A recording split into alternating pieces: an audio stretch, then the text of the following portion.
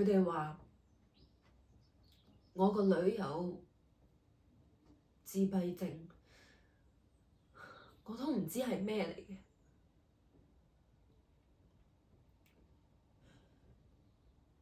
我淨係知道佢3歲都唔講嘢，又唔應人。你同佢講嘢好似聽唔到咁，冇一間幼稚園肯收佢。唯一得一間肯收佢嘅幼稚園，喺一個叫做廣田村嘅地方。我都未去過廣田村，我聽都未聽過。我每日朝早拖住佢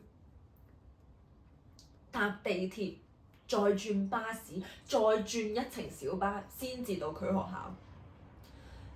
我朝早燉完返嚟，煮完中午嗰餐俾個大女食，又要等返去接個細女放學。每日都係咁。由嗰陣時開始，我嘅人生大部分時間都係喺巴士上面度過嘅。